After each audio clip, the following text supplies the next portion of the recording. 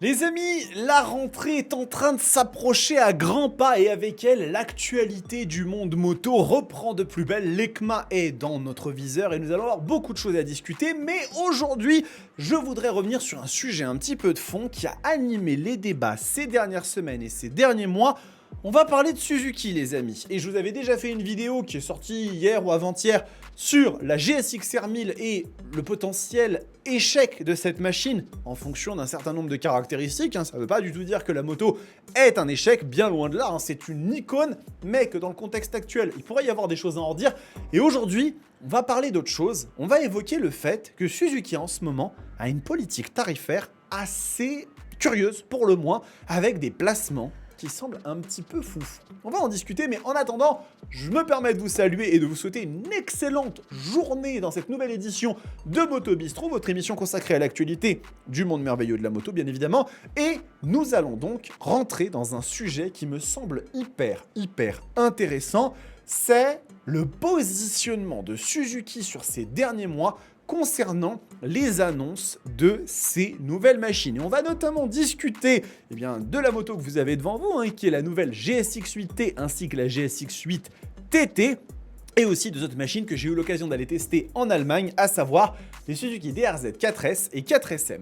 Alors, on va commencer par le tout début, à savoir représenter un petit peu ces machines. Donc on va aller sur le site de Suzuki et on va aller revoir ces 4 motos, à savoir la Suzuki DRZ 4S, la Suzuki DRZ 4SM, qui sont donc la résurrection d'un modèle mythique qui continuait d'ailleurs à être commercialisé aux États-Unis et qui nous revient sous deux facettes, une facette plus off-road et une un petit peu plus supermotard. Et de l'autre côté, les nouvelles GSX 8T ainsi que la GSX 8TT qui sont des réinterprétations néo-rétro de la plateforme bicylindre en ligne qui anime aujourd'hui notamment la GSX 8S ainsi que la V-Strom 800. Et ces machines, elles ont suscité énormément de discussions. Bon, en ce qui concerne déjà l'aspect global, ce sont des motos qui sont appréciées, qui véritablement ont une aura pour elles et qui, lorsque moi je les ai essayées, j'ai pris vraiment beaucoup de plaisir à tester ces motos. Ce sont des machines qui sont joueuses, qui sont agréables, vraiment j'ai rien à dire, qu'il s'agisse à la fois des DRZ 4S et 4SM, qui sont vraiment des motos pour moi un peu surprenantes parce que j'avais jamais eu l'occasion de conduire ce type de machines qui sont vraiment des petits super motards ou machines un peu dédiées au off-road. Moi c'est quelque chose que je ne connais pas du tout. Vous avez ici mon petit essai de la DRZ 4S où on est allé s'amuser dans la forêt en Allemagne avec Suzuki, et vraiment pour le coup c'était une expérience extrêmement chouette. Et puis aussi sur des machines comme les GSX 8T, j'ai passé un excellent moment avec des motos qui sont à la fois joueuses, avec une très belle finition. C'est vraiment des machines qui sont ultra agréables. On s'est baladé dans les routes de Slovénie, c'était vraiment ultra chouette. Mais il y a un constat qui s'impose maintenant qu'on est dans le cœur de cette vidéo. Ce constat, c'est que le positionnement tarifaire de ces machines, il est un peu particulier quand même. On va aller regarder. Et voilà. On va commencer par cette DRZ 4S et la 4SM qui sont au même prix.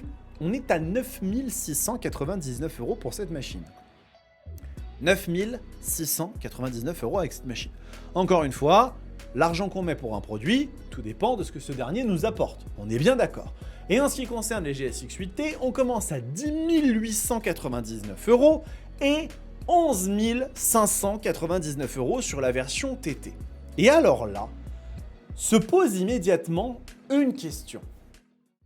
Qu'est-ce que ces machines peuvent avoir pour justifier un prix aussi élevé? Parce que si on va regarder du côté des DRZ 4S et 4SM, et je vais prendre l'exemple de la DRZ 4SM, qui est donc la version super motard, pour aller un petit peu dans le détail. Cette machine, elle est nouvelle en grande partie. Lorsque Suzuki nous l'a présentée, ils nous l'ont décrite comme une machine avec plus de 80% de nouvelles pièces.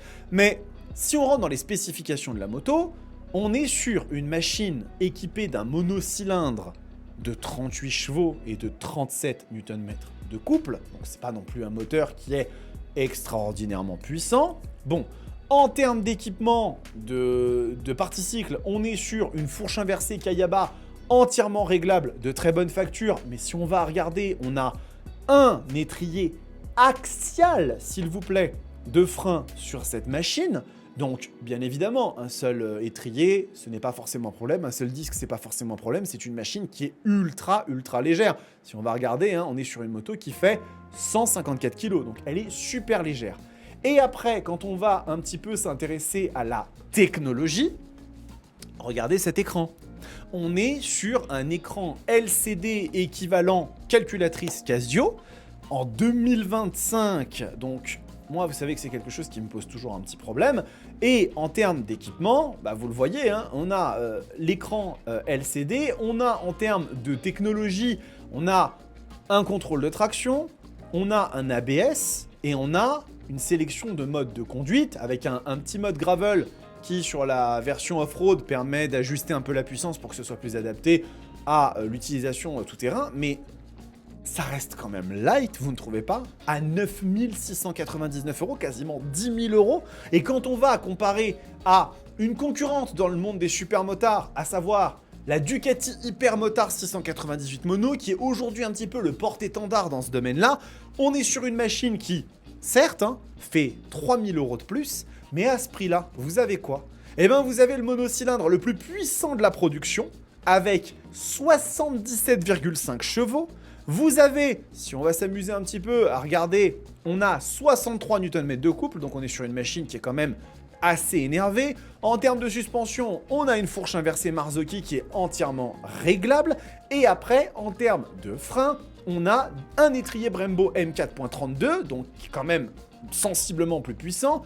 Et après, en termes de dimension, on est sur une machine qui pèse quand même, on va quand même aller regarder ça. Je pense que je suis passé, voilà, 151 kg en ordre de marche sans le carburant. Et après, quand on s'amuse à aller regarder un petit peu la vue d'ensemble de la machine et la technologie de cette dernière, mais c'est un délire. Alors l'écran, pour moi, reste indigent, hein, y a aucun souci. Mais si on va regarder un petit peu ce que la machine elle propose, vous avez du contrôle de traction, vous avez énormément de choses sur cette machine-là. J'ai dû rater la partie techno de la machine, mais vous avez beaucoup de choses sur cette moto qui sont ultra impressionnantes. Et encore une fois, hein, je leur dis, 13 000 € pour un supermotard, je trouve que c'est toujours un petit peu cher. Mais quand même, là, il y a une différence qui est assez flagrante. Et si on va s'amuser à regarder un petit peu, alors ça c'est quelque chose que au niveau professionnel, on ne fait pas parce que les machines sont différentes, il n'y a pas de souci. Mais les clients en eux-mêmes s'amusent toujours à faire des comparaisons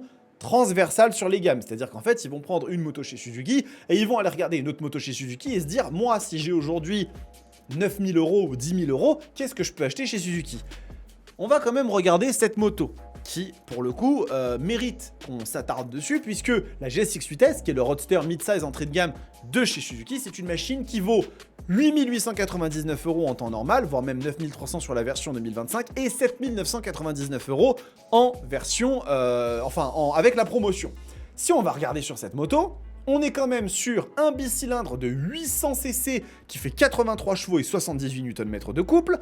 On est sur une machine avec des équipements qui sont autrement plus premium, que ce soit au niveau de la partie cycle, du freinage et encore une fois, je le rappelle, de la technologie de la machine, avec un écran TFT, avec, en ce qui concerne la technologie, on a un mode de conduite, shifter up and down, on a du contrôle de traction, on a beaucoup de choses sur cette machine. Et oui, effectivement, je vous pose la question, si aujourd'hui vous avez 10 000 €, est-ce que vous allez acheter une DRZ4 SM qui a quand même un certain nombre de caractéristiques qui, moi, j'ai du mal à comprendre ce qui peut justifier ce prix-là. Et pareil, de la même façon, si on va s'amuser à aller regarder un petit peu les GSX 8T à 10 899 €, je vous rappelle quand même qu'une GSX 8T, c'est très joli, c'est une machine qui est vraiment très sympa, elle est très belle, mais ça reste une GSX 8S recarrossée, avec des éléments très chouette, comme l'addition par exemple d'une nouvelle tête de fourche qui a été travaillée pour avoir un éclairage spécifique, avec une batterie au lithium. Pour la première fois sur une machine Suzuki, on a des batteries au lithium qui sont plus légères, mais on est quand même à un écart de prix qui est assez élevé. Et quand on va chercher alors la GSX 8TT, là encore une fois, on va s'amuser à faire une comparaison qui peut être un peu fallacieuse, parce qu'effectivement, on peut se dire que c'est pas du tout les mêmes machines, etc. Mais une GSX 8TT, ça vaut 11 599 €. et cette moto, elle vaut 200 € de plus. La CB1000 Hornet SP, alors, qui a des finitions bien moins bonnes qu'une GSX 8TT, il n'y a même pas de comparaison. Cette moto, elle l'enterre en termes de finition, qualité de vernis, etc., pas de problème. Mais ici, on a 83 chevaux, 82. Ici, on en a 157. Ici, on a une fourche standard, très sympa, avec des étriers Nissin qui sont très bien, mais qui sont adaptés à une machine de cette dimension. Ici, on a des étriers Brembo Stylema, un amortisseur Öhlins. Enfin, on est quand même dans une autre dimension. Et on est sur le même prix, quasiment. Et donc ça me fait arriver à cette cristallisation, ce sujet vraiment qui me paraît en ce moment assez complexe à comprendre, c'est qu'est-ce qui se passe chez Suzuki au niveau des prix sur leur nouvelle machine. Parce que Suzuki ne sont pas une marque qui font tout le temps des machines qui sont ultra chères. Par exemple, on va aller regarder du côté de la gamme et on va prendre cette moto.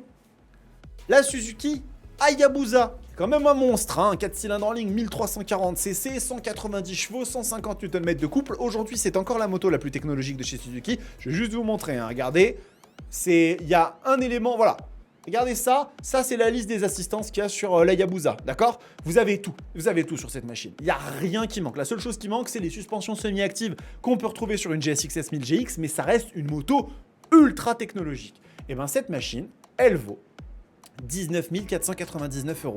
Et quand on prend la seule concurrente dans le domaine, qui est la H2SX, moto beaucoup plus technologique, attention, on est à 10 000 € de différence. Donc ça, c'est un rapport qualité-prix qui est très très bon. Si on veut aller chercher une version un petit peu réduite de la Hayabusa, finalement, c'est ce qu'est la GSX S1000 GT. C'est une version un peu dans le même esprit, un petit peu plus droite, mais ça reste une baroudeuse, carénée, sportive, dynamique. On est un peu dans les mêmes philosophies. On est sur une machine qui vaut 15 000 €, voire même en ce moment elle est en promotion, et 15 000 € pour cette moto, franchement, je trouve que c'est acceptable. Maintenant, quand on se dit que, effectivement, une GSX 8TT, alors, encore une fois, Suzuki doit viser une certaine niche d'utilisateurs.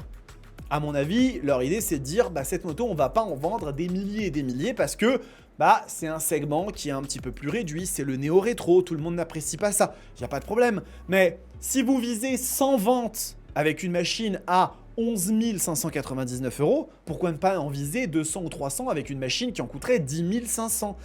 Et je trouve qu'en ce moment, Suzuki sur les prix, il y a quelque chose qui est un peu en décalage. Je sais qu'il le justifie par un certain nombre de choses, notamment le fait que les machines, elles soient construites et assemblées directement au Japon. Pour des machines de cette cylindrée, de cette segmentation, on est sur des motos qui sont fabriquées au Japon, ce qui est un gage de qualité. Il est vrai, le fait que sur des motos comme la DRZ 4SM, on a 80% de nouvelles pièces.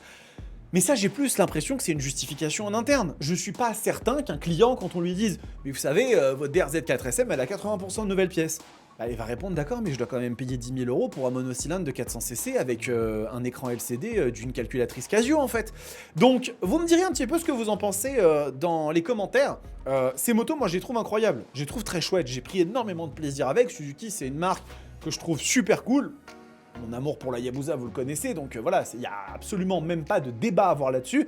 Mais en ce moment, le positionnement tarifaire est au minima un peu particulier et surtout me fait avoir quand même beaucoup de craintes pour l'arrivée de la GSX R1000. Dans la vidéo précédente dont on a parlé, où justement, est-ce que la machine elle est mortenée vis-à-vis de ses concurrentes et vis-à-vis du potentiel prix qu'elle risque de coûter par rapport à tous les bruits de couloir qu'on entend? Écoutez, vous me direz ce que vous en pensez dans les commentaires. En tout cas, je suis super preneur de vos avis. Et cette rentrée, elle va être explosive. Parce qu'il va y avoir plein d'annonces. L'actualité, elle est déjà bouillonnante.